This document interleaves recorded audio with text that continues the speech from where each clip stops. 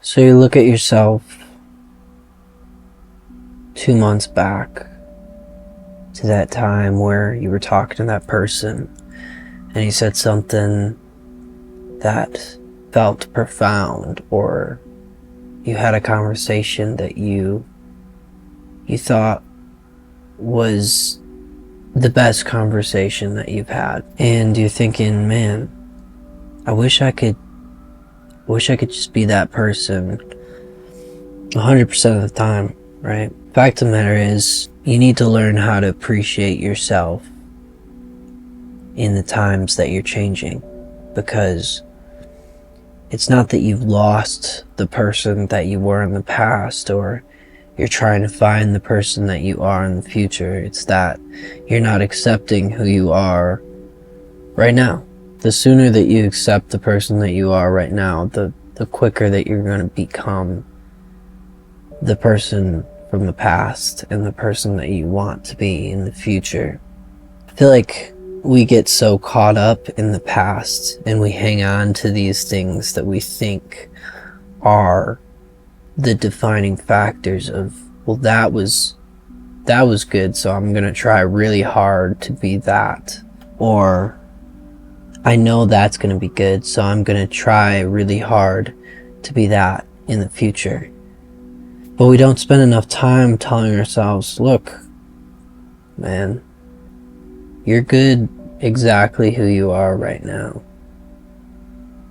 Sometimes we do need to hit rock bottom in order to bounce back up, in order to find what matters to us again, though.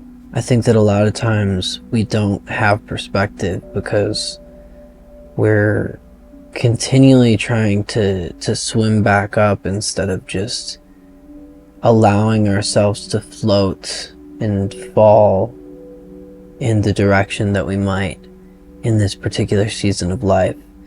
And we grasp onto the tiny little handles that we have left on what we once were, instead of just letting go and letting ourselves fall and hit the bottom. The bottom isn't really the bottom if you change your perspective of what the bottom is. The bottom, in my opinion, isn't a place that should be run away from. I think sometimes life can lead us to rock bottom in order to show us, hey, look up.